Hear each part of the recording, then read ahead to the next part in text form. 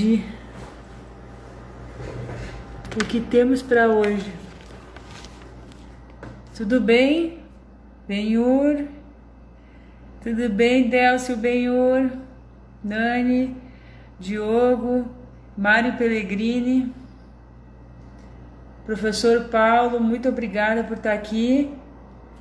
Nós vamos começar às 21 horas agora, recebendo o professor Leonardo Gomes de Aquino na área empresarial. Na sequência a gente recebe quem eu conseguir falar primeiro, ou o professor Lúcio Constantino, ou o professor que já está aí, Paulo Sumariva, que eu quero agradecer muito. Nós vamos dar início oficialmente agora às 21 horas. Muito boa noite para vocês. Eu sou a Carmela Gruni, né?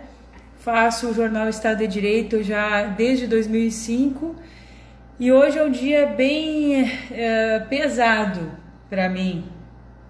Eu tô de preto porque não que seja não goste da cor ou que alguma coisa parecida, mas em luto mesmo a partida do professor Luiz Flávio Gomes, que lamentavelmente faleceu, né, nessa madrugada, e eu tenho muita consideração pela trajetória dele e preciso falar, né, vou aproveitar esse tempo que a gente tem ainda, que não chegou o pessoal. Caio, boa noite. Eu conheci ele com 23 anos, mais ou menos, e ele foi uma pessoa que sempre apoiou as iniciativas que eu fiz. O jornal Estado de Direito nasceu em 2005, então vocês tenham uma ideia. Misael, boa noite, tudo bem? Tenham uma ideia da trajetória, né, do jornal. São 15 anos de trabalho voltado para popularizar o direito como instrumento de cidadania. Nesse período, até 2008, enquanto ele esteve frente à rede de ensino Luiz Flávio Gomes, junto com professores como a professora Alice Bianchini e outros professores que eu conheci através de lá, o professor Marco Antônio também eu conheci. Eles foram muito importantes para a materialização do trabalho, porque naquela época o jornal ele não era impresso. Aliás, era impresso, né? Tá aí meu amigo Aloysio Pedersen. Hoje vai ser uma noite daquelas, meu amigo, porque consegui um advogado criminalista. Ele vai tocar piano em homenagem ao professor Luiz Flávio Gomes. Quem vai tocar é um amigo, um professor que chama Lúcio Santoro de Constantino. E nós vamos iniciar daqui a 2 minutos com o professor Leonardo Gomes de Aquino, que vai trazer informações sobre a medida provisória 931. Enquanto isso, eu estou contando que ele me ajudou muito, o professor Luiz Flávio, né, desde o início do projeto do jornal Estado de Direito. E teve uma situação em particular que na época representava bastante dinheiro, lá em Brasília, que eu tinha 24, 25 anos, e eu precisava de bastante dinheiro para poder fazer um evento gratuito para mais de 2.000 pessoas. Aconteceu dentro do Conjunto Nacional, que é um shopping bem tradicional de lá, um dos mais antigos, se não me engano. E nessa época eu tinha um projeto de fazer dentro do último piso, que era um terraço do prédio, e eu coloquei tudo: lona, cadeira, ar, ventilação. Consegui fazer um auditório para fazer exibição de cinema, uma feira de apoiadores. Consegui fazer esse espaço com mais de 700 lugares, assim, um lugar aberto, sabe? E isso custou muito dinheiro. Fora o dinheiro, eu tinha que contar com as pessoas que fossem lá palestrar. Foi o Cristóvão Buarque, foi o Silvio Venosa, foi a Maria Berenice Dias, foi o Luiz Flávio Gomes, foi gente assim, o Lúcio Santoro de Constantino, ele foi. Fala sobre a carta psicografada, que é um trabalho que ele fez e que conseguiu êxito em júri. Enfim, a Carla da Costa Sampaio também participou. Diversos professores, Bruno Spinera Lemos de Brasília ajudou também. Então, assim, muita gente, embaixada da Ucrânia, embaixada do Japão, embaixada da China, embaixada do Canadá, assim, Embaixada da Suíça. Foi uma grande realização que eu estou contando aqui, professor Leonardo, da vez que eu fiz o evento em Brasília, na cidade onde você se encontra agora. Então, para a gente poder aproveitar ao máximo esse tempo e depois dar seguimento à homenagem ao professor Luiz Flávio Gomes, eu inicio oficialmente o Conversas com Afetos. Hoje é dia 1º de abril e um dia também que a gente vai prestar homenagem ao professor que faleceu nesta madrugada, Luiz Flávio Gomes, um grande jurista brasileiro que foi procurador, foi promotor, Gomes de Aquino, que é advogado na área empresarial, uma pessoa que contribui com o Jornal Estado de Direito já há algum longo tempo. Muito boa noite, professor Leonardo Gomes de Boa Aquino. noite, Carmela, tudo bem? Diretamente de Brasília. Muito obrigada por ter topado essa ideia e por estar trazendo um tema tão relevante que vem por essa medida provisória.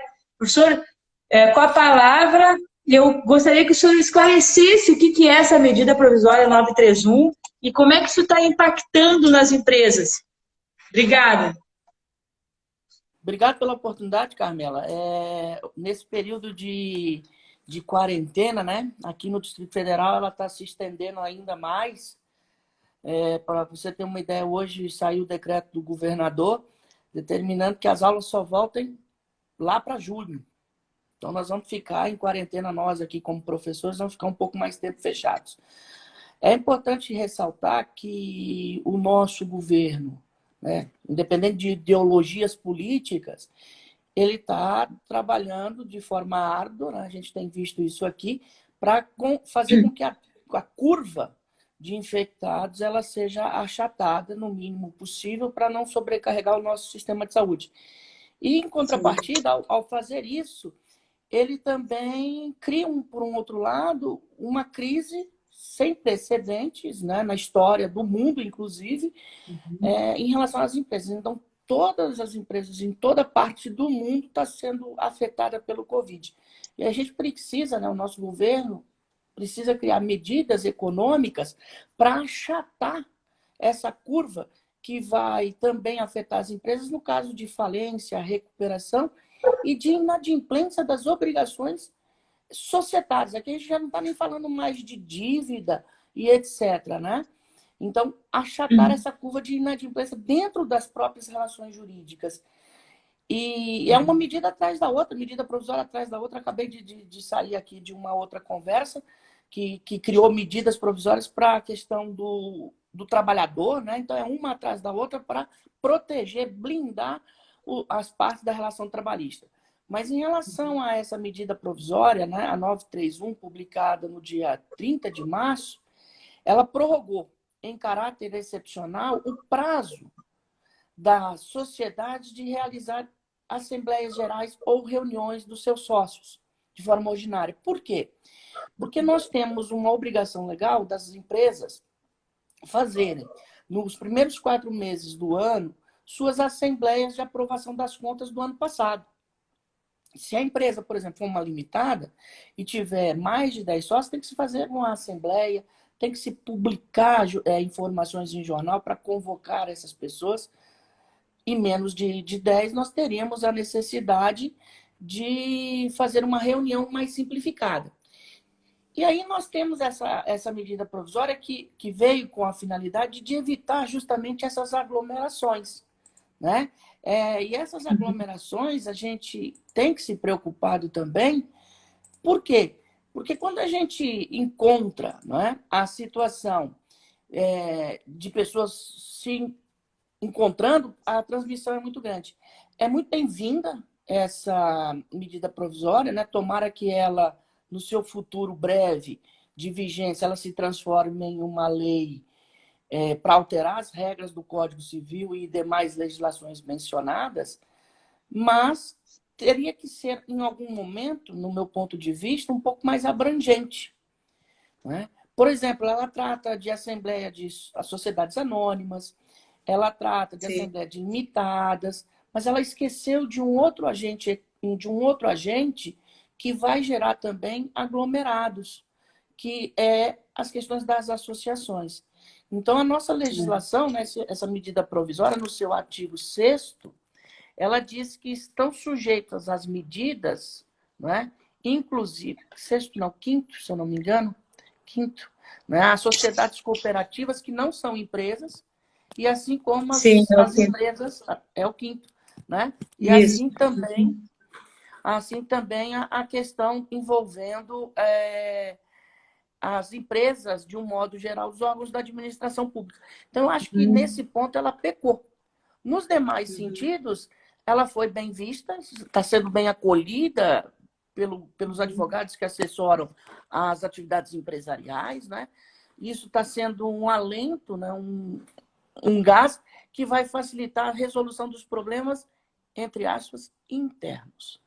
Poderia aqui, né, ter sido também colocada a possibilidade de, eventualmente, se decidir isso por teleconferência, né? Talvez não colocaram por causa de uma certa situação econômica, mas nós temos vários aplicativos que nos permitem esse Sim, tipo de análise, né? Um deles aqui a gente está usando, ele não é privado, sim. qualquer um acessa, mas a gente poderia criar, né?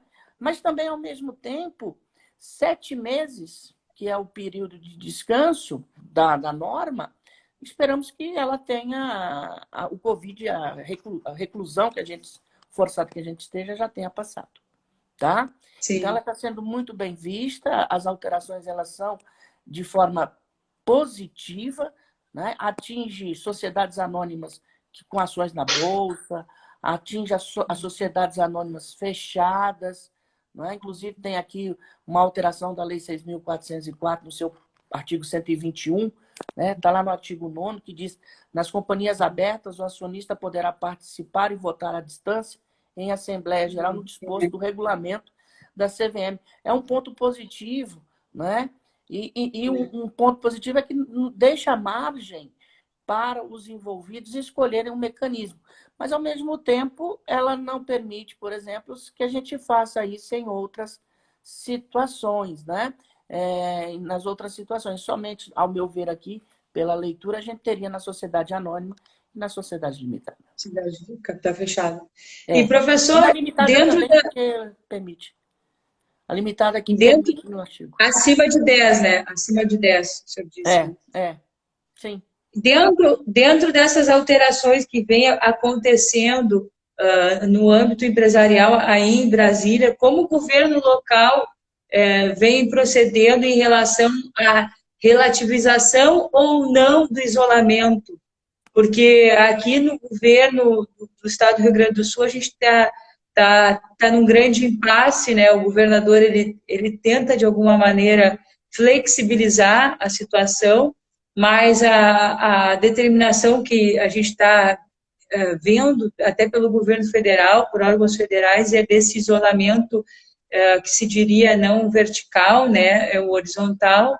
E daí eu queria saber como é que está essa situação aí em Brasília, e como é que os empresários, se o senhor tem algum, se está sendo usado muito esse trabalho que é à distância, né? Não só no âmbito assim da relação empresa-trabalhador, mas o consumidor mesmo, eles estão aderindo e compreendendo essa realidade, ou o pessoal está caminhando lá no Lago Sul como se nada, como se estivesse tudo bem, sabe? A gente tem realidades aqui bem diferentes. O nosso quadradinho aqui, em tamanho, ele é bem restrito, ele é pequeno, né? O quadradinho do Distrito Federal. Mas, assim, a gente olhando pelas informações que nos circulam na mídia, a gente observa, né? Na mídia, na televisão, no jornal escrito ou na internet, a gente observa algumas disparidades. Por exemplo, uma determinada cidade aqui do DF, que foi publicizado por meio de TVs, que é a cidade administrativa denominada Ceilândia, né? O presidente, acho que no final da semana, ele simplesmente saiu da sua residência do governo e foi dar uma volta de carro, parou o carro lá e foi visitar o comércio. Assim, na Ceilândia, que é uma cidade administrativa, também fez na cidade administrativa Sudoeste, que é um poder econômico diferenciado dos moradores, que é mais próximo aqui do plano, né? Então, a gente observa, por isso, que alguns comércios eles estão funcionando. Eu vou dizer que esses comércios eles estão funcionando por meio de autorização governamental, por ser chamados de essenciais para a população. Então, questões envolvendo a saúde, questões envolvendo a alimentação, né?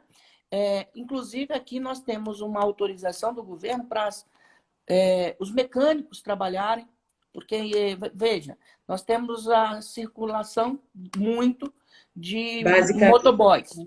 Motoboys entregando mercadoria para lá e para cá, para os consumidores que compram pelo sistema de internet, né? Fast food, por exemplo, e tal. Então, você tem as motos circulando, você tem veículos circulando, e aí o pessoal da área da mecânica, né, do transporte, do conserto de veículos, solicitaram que fosse mantido elas em funcionamento. O judiciário, o nosso governador entendeu que sim, então ela está funcionando também. Agora, o comércio de rua, o comércio de shopping, esses estão encerrados, né? Estão fechados e só podem, se for de gênero alimentício, trabalhar na forma do drive-thru. Então, por exemplo, citando aqui uma rede internacional de alimentação, que é o McDonald's, ele tem o drive-thru, você pode passar por lá e adquirir os seus produtos, né? E isso a gente vê nas reportagens, tem até fila, e uma fila significativa de aquisição. Outras redes que não têm essa possibilidade, o que elas estão adotando? Coloca um cartazinho, faça o pedido pelo WhatsApp, por exemplo, que a gente manda entregar. Né? Na área de farmácias, nós também temos a entrega, né? Tem algumas redes que têm um sistema de informática um pouco mais adequado. Você solicita isso pela internet, ele encaminha.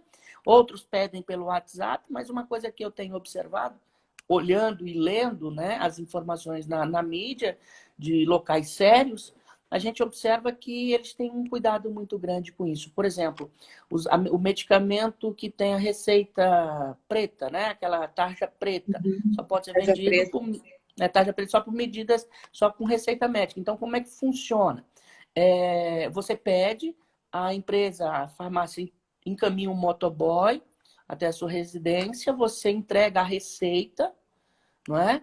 Essa receita é levada para a farmácia, lá o farmacêutico responsável vai verificar a viabilidade e a legalidade daquele documento para ver se ele é autêntico. Sendo autêntico, encaminha o medicamento até a casa do cliente e o cliente paga, ficando lá aquela receita, normalmente ficando lá com o médico, salvo se tiver algum tempo, né, de validade aí, só tirar de uma cópia. Aí tem uma restriçãozinha. Mas, em média, nós estamos aqui tentando. O que o senhor gostaria de dar uma perspectiva aí para os empresários que estão nos assistindo e que depois a gente vai disponibilizar essa live no YouTube para dar uma mensagem aí para eles? Não sei se vai ser uma mensagem acalentadora, mas com certeza vai ser de valorização à vida em primeiro lugar, que a gente já está chegando mais para o final, mas quero já deixar a palavra para o encaminhamento. O fundamental é não ter, apesar de todas as crises, apesar de todas as dificuldades, apesar de falta de fluxo de caixa, né? A gente precisa criar mecanismos de revolução no nosso sentido de tratar com o nosso cliente. E aí a gente pode se utilizar das informações, pesquisar dentro da internet uma solução para esse período. É claro que cada negócio tem a sua questão, não é? Cada região demográfica, cada região do nosso país tem a sua realidade. Sabemos que os pequenos estão sofrendo mais com isso, porque não tem um fluxo adequado, mas temos que acreditar, né? Também nos políticos, no sentido de que eles estão tentando criar medidas para salvaguardar a nossa existência como empresa. Na verdade, antes de entrar na live com você, estava assistindo ali um telejornal informando que o governo, né, já se manifestou a respeito de manutenção de empregos, diminuição da carga tributária, né, de alguma maneira. Em relação ao imposto de renda, houve uma flexibilização na data da entrega, seja das empresas, como nós, pessoas físicas. Eu vi no G1 agora que tem essa flexibilização. Ainda não fui conferir a autenticidade da informação, mas existe essa flexibilização. Antes de mais nada, eu costumo dizer que tempos difíceis nós estamos vivendo, ele vai durar um pouco, sim, mas certamente nós vamos sair dela de forma positiva, com uma nova mentalidade. Lembremos que lá no passado, da Idade Média, a população mundial viveu um problema sério de infecção, morreu milhares e milhares de pessoas, e foi um marco histórico mundial, né, que mudou a nossa percepção de ciência, a nossa percepção de sociedade. Não espero que esse período seja um marco nas mortes, mas isso é um fato, tem morrido muita gente, mas que seja um marco da mudança da nossa perspectiva dentro do direito empresarial também, com uma nova visão de preocupação de mundo, não só para a própria empresa, mas para como um todo, uma existência social da atividade empresarial. Obrigado. Obrigada, professor Leonardo Gomes Aquino, ele que é colunista do Jornal Estado de Direito, e vai ter artigo na quinta-feira, né, professor? Já tô cobrando. Um sobre essa informação aqui da nossa conversa, da nossa live, vai estar sendo encaminhado. Muito obrigada, muito obrigada. Um abraço, manda um abraço aí para a articulista também, Renata Malta Vilas Boas, que está em Brasília também, escreve na área de família, e em breve também estará aqui conosco nas lives aí, se Deus quiser. Um abraço, vou agora... Um abraço. Tchau, tchau. Isso aí, assim que melhorar. Até logo, professor. Pessoal, nós vamos aqui dar continuidade à nossa live aqui do Conversas com Afetos. Hoje a gente presta também uma homenagem ao professor Luiz Flávio Gomes, que faleceu na madrugada de hoje. E uma pessoa muito importante para a história do jornal Estado de Direito, ele que fez parte dessa história como uma pessoa altamente ativa no interesse em difundir a cultura jurídica. Deixa eu ver se o professor está online aqui. O professor está disponível.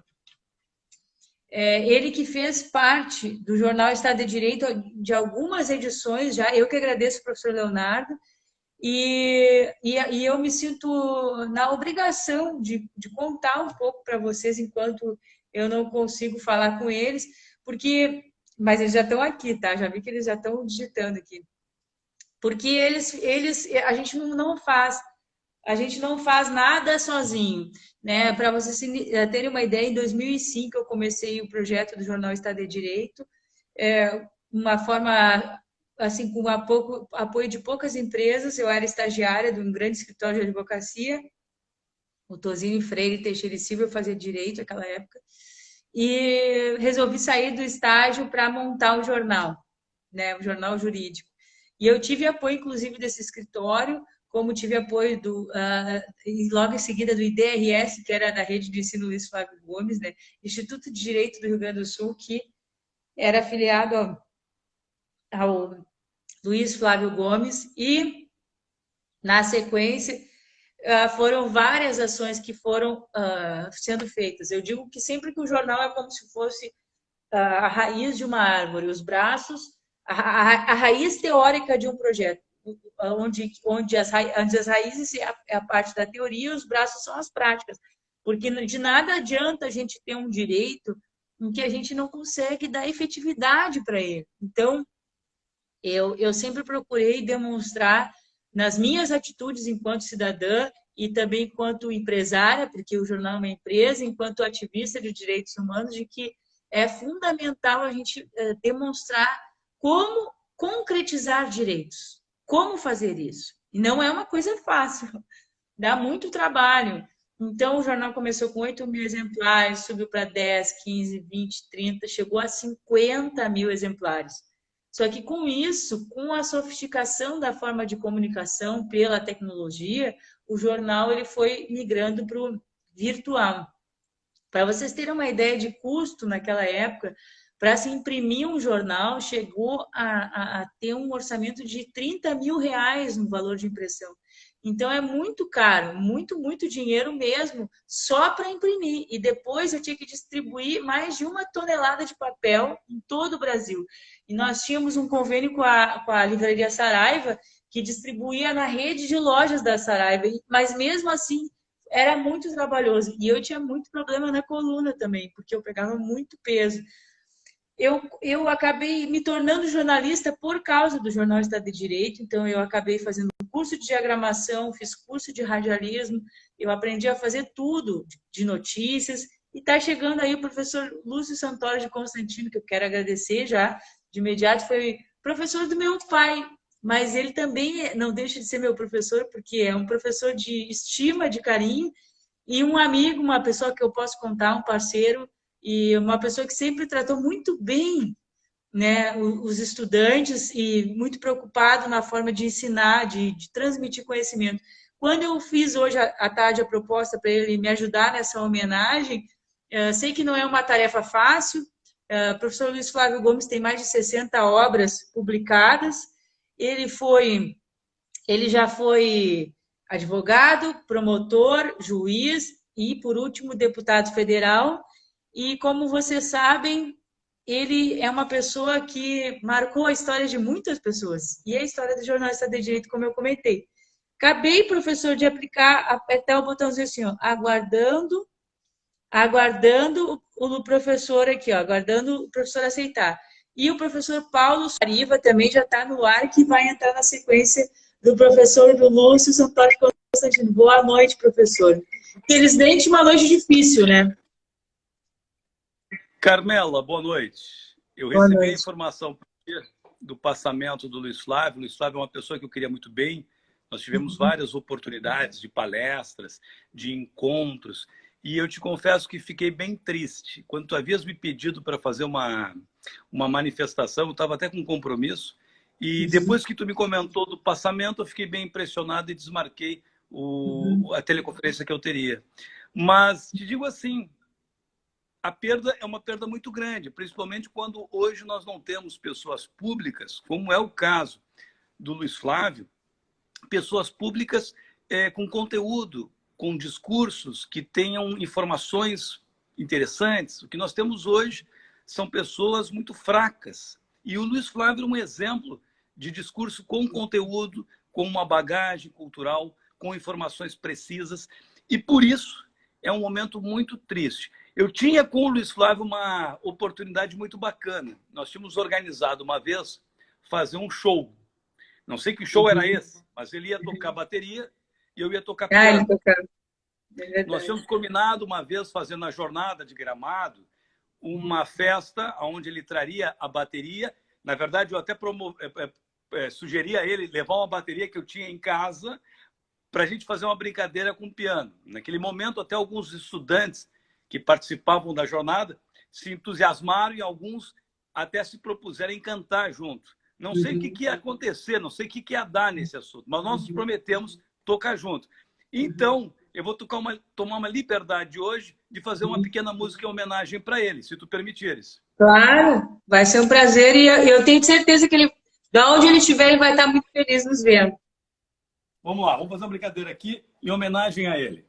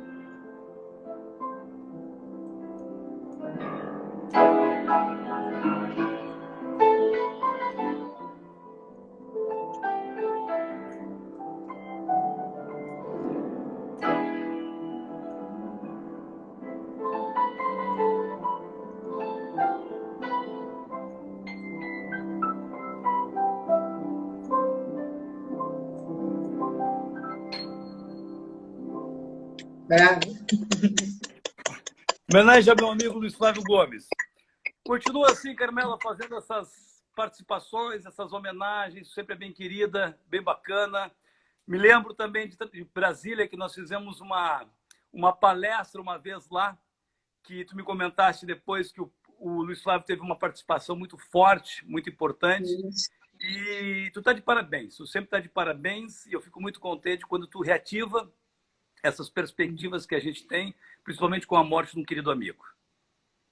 Obrigada, professor, e meu, externo também meus sentimentos, que eu sei que a perda é compartilhada, e hoje é um dia triste, a gente tem que lembrar o carinho que a gente tem, e obrigada pela homenagem por estar aqui conosco, nos falamos em outra oportunidade também, tá?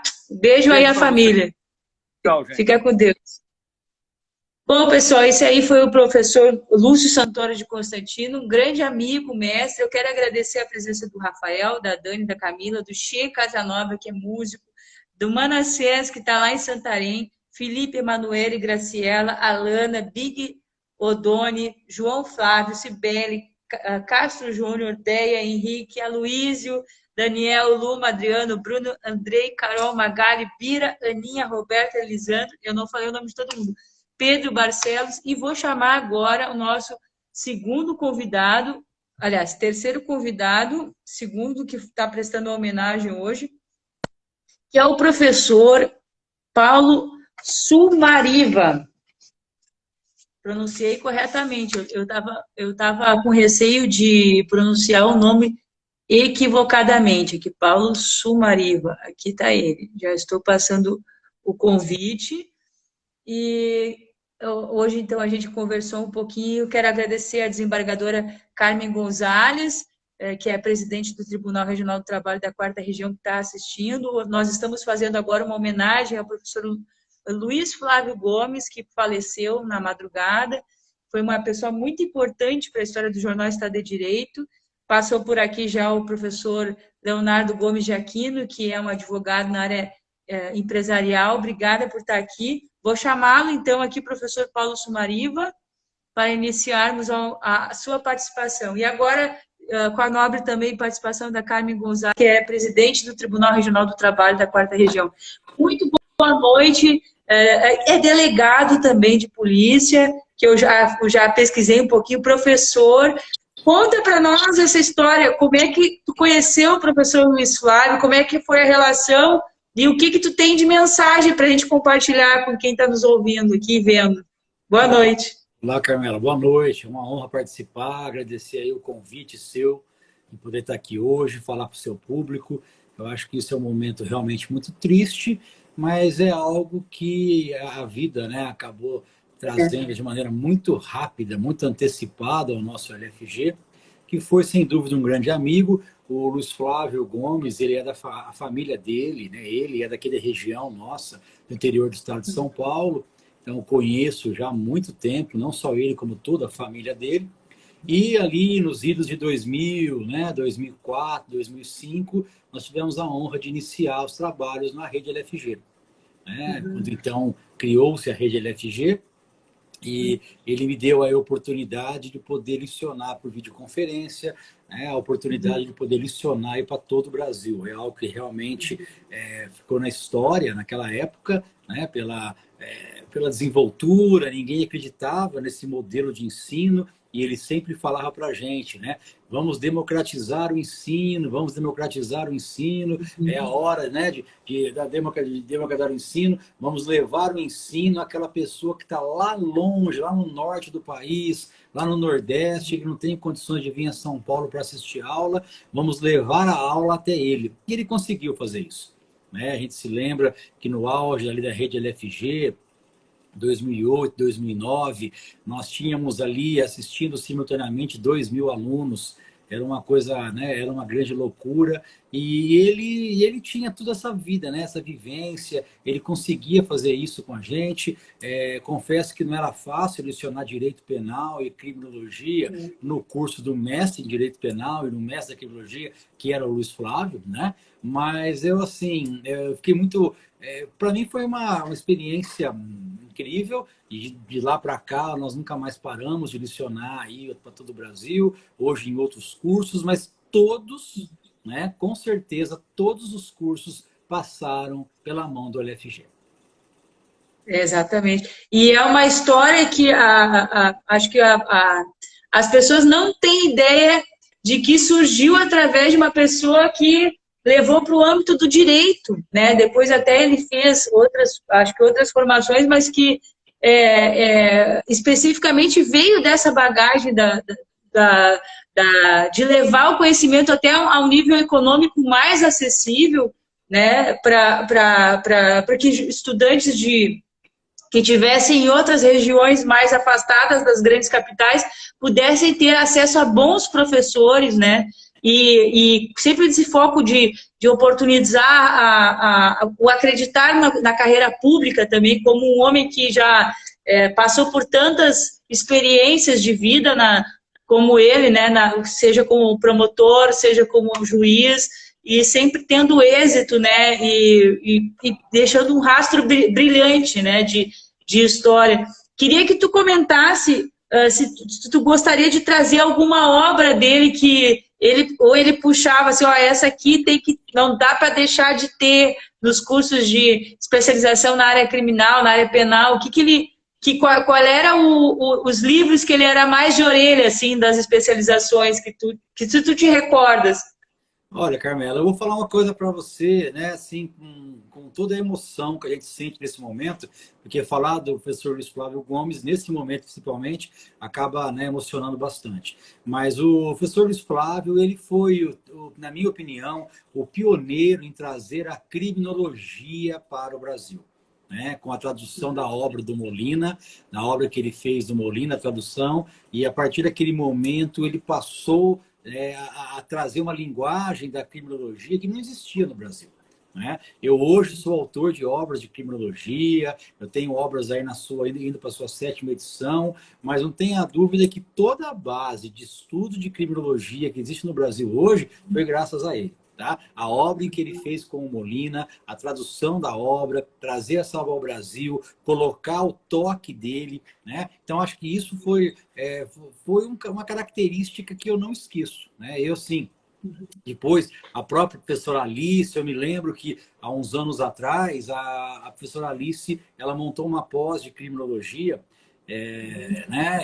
Lá na rede LFG, e começou a fazer a pós de criminologia, e foi até engraçado porque eu, a princípio, queria ser aluno dessa pós, mas depois eu acabei sendo convidado a dar aula, aí não teria como ser aluno e dar aula no mesmo curso, e fiquei muito honrado, estive lá, gravamos aula também, estivemos junto com ele, com a professora Alice, e ali eu falava isso para ele, né, que muito dos ensinamentos da criminologia hoje se deve graças a ele. Ele foi, né, talvez a principal obra no Brasil de criminologia, foi a obra do professor Luiz Flávio. É claro que depois, né, a aproximação dele com o Zaffaroni, trazendo o Zaffaroni ao Brasil, né, e recentemente, né, no finalzinho aí da sua vida, ele acabou lançando a sua coleção de direito penal.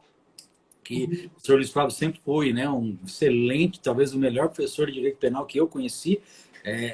E aí ele acabou escrevendo o livro dele de direito penal, a coleção dele, né, junto com a professora Alice. Enfim, são obras realmente fantásticas, mas se eu pudesse indicar uma obra, tá? A obra que realmente me marcou, inclusive do meu lado profissional, hoje como professor de criminologia, é a obra que ele fez, né, junto com Molina, a obra de criminologia, em que, salvo engano, saiu até a sua 7ª edição, e é uma obra que está esgotada, né, uma obra que você não encontra mais para vender. Foi, sem dúvida nenhuma, no meu ponto de vista, a obra referência do professor LFG no Brasil.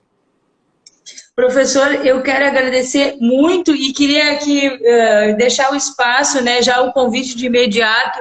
A gente tem feito essas conversas com afetos. Hoje ele fez tem esse objetivo de prestar uma homenagem e não vai ser só hoje, né, ao professor Luiz Flávio Gomes, que foi uma pessoa que marcou a história do Jornal Estado de Direito, lá em 2005 também, faz algum tempo que eu tive a oportunidade de conhecer. Ele começou em 2003, mais ou menos, eu acho, a rede. Então a gente pegou já um pouquinho mais amadurecido ainda, quando ele estava implementando mais na região sul.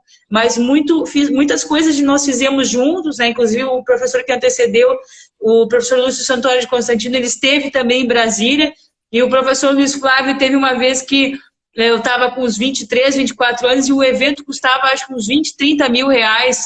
E eu era uma guria, né, saindo de Porto Alegre, visitei 20 mil estudantes de Direito lá em Brasília, para fazer um evento que era o Encontro Internacional de Estado de Direito. Foi por conta, Silvio Venosa, Maria Berenice Dias, Cristóvão Buarque, Luiz Flávio Gomes, Bruno Espinheira Lemos, enfim, Paulo Abraão, do Ministério da Justiça, várias embaixadas. Eu morei, na época, 2 meses em Brasília, e foi uma coisa muito forte para mim, porque, enfim, eu sempre fui muito ativista, mas naquela época, quando a gente não tem filho, a gente faz mais. Eu acho que a gente sai um pouco mais da curva. Então, eu saí bem da curva, morei lá e fiz esse evento, e o Luiz Flávio me ajudou a fazer, foi para lá. E uma vez teve uma situação que a pessoa que estava botando os toldos, que era dentro do Conjunto Nacional, no terraço, ela disse na frente dele, estava me cobrando dinheiro que eu não iria conseguir pagar. Eu disse, professor Luiz Flávio, eles acham que o senhor não vai me pagar. Eu disse para ele, assim, brincando. Daí eu disse, pois é, não, mas eu sei que ele me deu, e sempre foi uma pessoa assim que me deu grandes conselhos, e uma pessoa que me ajudou também com o jornal a materializar essas coisas, e sempre assim me mostrou essa coisa, quando ele dizia o avante, não era da boca para fora, porque ele tinha muita, e sempre viveu muito intensamente. Então é uma coisa que me marcou muito e me marca a minha história, e eu agradeço muito por tu ter compartilhado um pouco hoje essa experiência de vida com ele. E já te digo assim, de antemão, a gente tem um jornal, o Estado de Direito é um jornal que agora ele é eletrônico, tem 90 mil usuários mês, antes era 50 mil e era impresso, então era distribuído impresso para todo o Brasil com a Livraria Saraiva. Então tem um espaço para escrever, que o senhor já está convidado, e essa iniciativa que eu estou fazendo do Conversas com Afetos, é porque depois que iniciou a pandemia e com essa coisa de a gente ter que trabalhar em casa, ter que fazer tudo de casa, eu me preocupei com a minha saúde mental e com a saúde mental das pessoas, de que se a gente tem uma rede boa de relacionamento, de pessoas que têm algo bom para dizer e para esclarecer a população sobre direitos, eu me sinto na obrigação de convocá-los para trazer alguma ampliação dessa consciência, que eu acho que o que falta muito ainda no Brasil para a gente ir nesse caminho de combate à corrupção, à ética, ao egoísmo, as coisas serem muito desproporcionais, desiguais, é esse senso humanitário de que a gente tem que dar oportunidade para as pessoas. Então, acho que através do conhecimento, através do esclarecimento, a gente pode estimular que as pessoas votem melhor também, ou não se abdiquem de votar, né, para a gente poder ter melhores escolhas e ver essa Constituição tão rica, que é a Constituição de 1988, ela ser garantida na prática, né? Porque é uma dificuldade, infelizmente, né? Não, perfeito. Eu acho que o espaço é ótimo, né? Eu acho que isso aí é uma coisa que não pode acabar.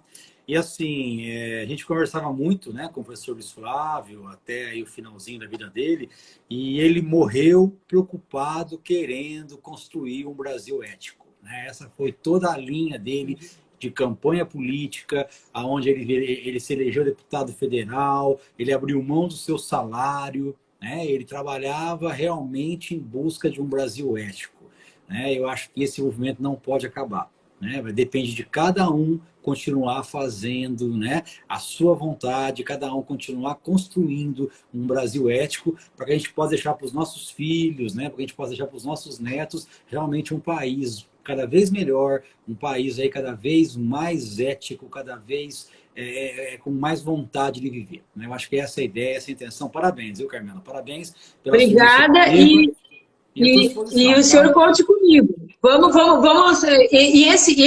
Essa live que nós vamos fazer vai para o YouTube, e a gente vai fazer um livro como um diário falando desse período de crise.